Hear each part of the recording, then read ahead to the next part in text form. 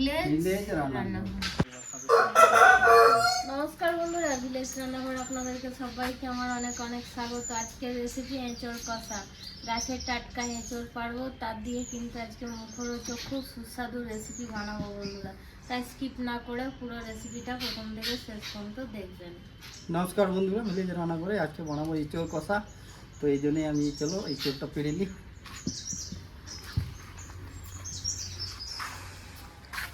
এইটা পেরে নেবো, এটা তো হবে, হ্যাঁ হয়ে যাবে।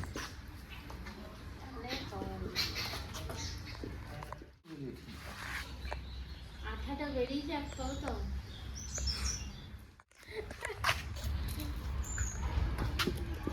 তো বন্ধুরা যখন যাকে মারবে না তখন এইরকম করবে, কঠিন ডেঞ্জারাস হয়ে গিয়েছে, কুকুরে থেকেও ডেঞ্জারাস। লাদো কি হয়েছে রিয়া, কি হলো?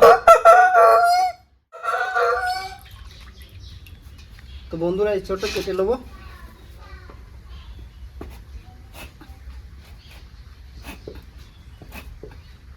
বাবারে বিচন হয়েছে ভালো। না না, কচি আছে কিন্তু বড় বড় হয়ে গেছে।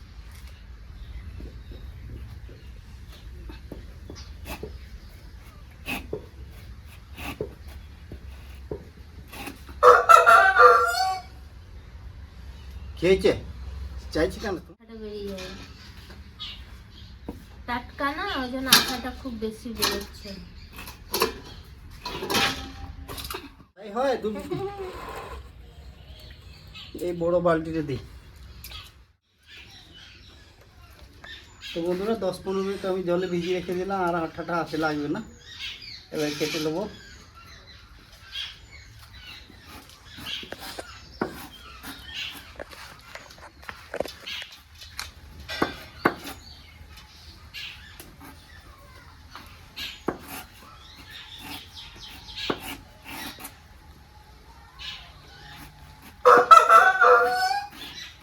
কেলো লতো,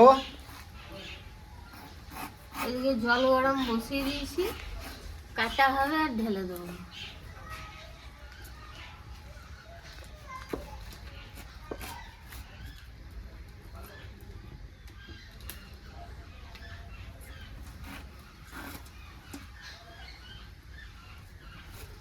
একটু বড় বড় হলেও অসুবিধা নেই।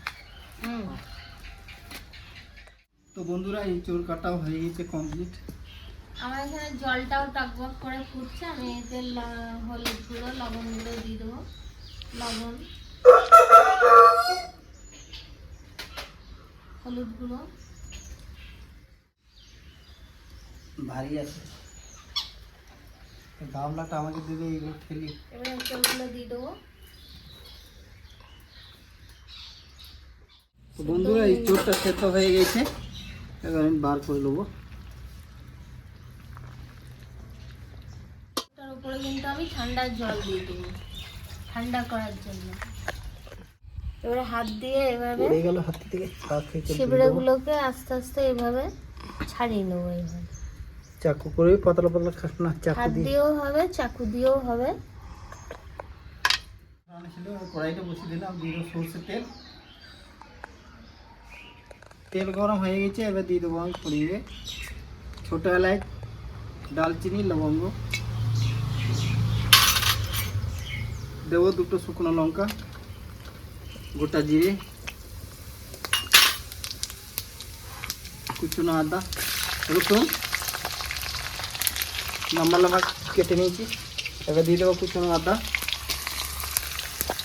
সঙ্গে কেটে রাখা পেঁয়াজ দিয়ে দেবো। বন্ধুরা আমি এঁচড়ে এই ছিবড়েগুলো কিন্তু একদম আলাদা আলাদা করে নিয়েছি। একদম এঁচড়ের ছিবড়েগুলো আলাদা আলাদা করে নিয়েছি।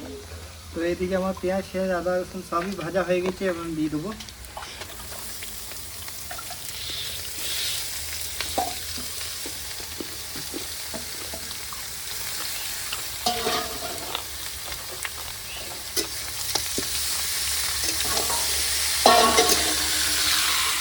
তো বন্ধুরা এই চোরটা ভালোই 5-7 মিনিট ভালো করে কষিয়ে নিলাম গ্রেভির সঙ্গে। এবার পরিমাণের মতো লবণ দিয়ে দেবো, আর দিয়ে দেবো হলুদ গুঁড়ো, এখানে আমার কাছে জিরে ধনে গুঁড়ো একসঙ্গে আছে, দিয়ে দেবো 2 চামচ। কালারের জন্য রেড চিলি পাউডার।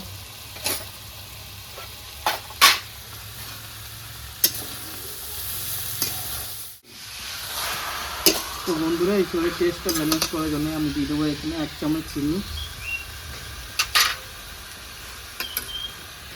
এঁচোড় কষা আর দিয়ে দেবো টক দই 100 গ্রাম।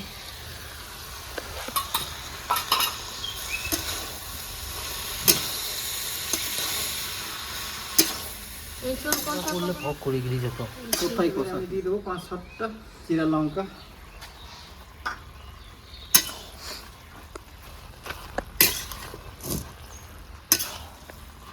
এই ধরনের এঁচোড় কষাটা বন্ধুরা খুবই খেতে ভালো লাগে। আপনারা যদি খেয়ে থাকেন তাহলে অবশ্যই কমেন্টে জানাবেন। তো বন্ধুরা 1 বাটি জল দেবো, ঢাকনাটা খুলে নিই। এই যে জলের ঢাকনা খুলে নিন। সামান্য আর একটু, 1 বাটি থেকে একটু বেশি দিলাম। এটা একটু শুকনো শুকনো হবে।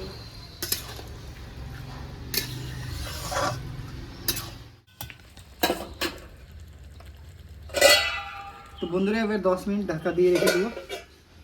তো বন্ধুরা দেখি রান্নাটা আমার প্রায় কমপ্লিট হয়ে গেছে, এবার নামিয়ে দেবো। কি সুন্দর গন্ধ। দেবো একটু ঘি। ঘি তো না দিলে একটু ইচ্ছের টেস্টও আসবে না।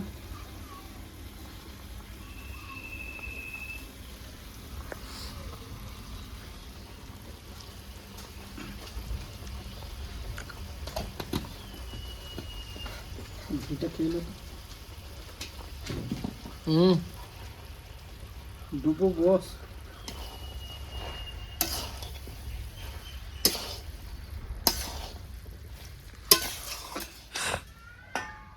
এবার নামিয়ে দেবো।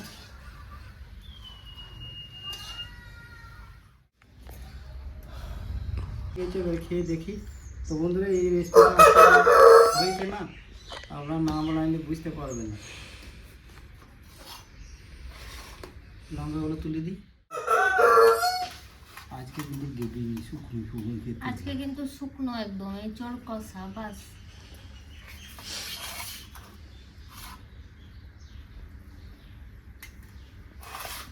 তো বন্ধুরা এবার টেস্ট করে দেখি।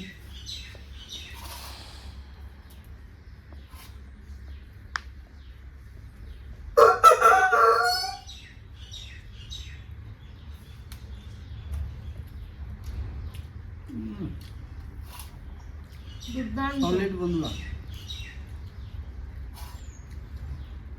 এঁচোড়টা এত সুন্দর সেদ্ধও হয়েছে। তো বন্ধুরা এরা বয়স্ক ছোট বড় সবাই খেতে পারবে এই রেসিপিটা। তো আপনারা একবার বাড়িতে বানিয়ে দেখবেন, তারপর কমেন্টে জানাবেন কেমন লাগলো। ও ভিলেজ রান্নাঘর চ্যানেলটিকে ফলো করবেন, সাপোর্ট করবেন আর সবাইকে দেখার সুযোগ করে দেবেন। আর ইউটিউব থেকে যেসব বন্ধুরা দেখছেন এখনও সাবস্ক্রাইব করেননি তারা অবশ্যই করে পাশে থাকবেন, বেল ঘন্টি পাশে ক্লিক করবেন আর নোটিফিকেশানটা অন করে রাখবেন যাতে ভিলেজ রান্নাঘর চ্যানেলটি আপনার কাছে চলে আসে। আপনারা খুব ভালো থাকবেন, সুস্থ থাকবেন, সাবধানে থাকবেন। পরের ভিডিওয়ে দেখা হবে। তো বন্ধুরা এই রেসিপিটা আপনারা একবার ট্রাই করে দেখুন, এত সুন্দর লাগবে না খেতে, একবার খেলে আর বুঝতে পারবেন না। তো বন্ধুরা ভিলেজ রান্নাঘরের নতুন নতুন ভালো ভালো রেসিপি দেখার জন্য ফেসবুক চ্যানেলটাকে ফলো করবে আর পাশে থাকবে।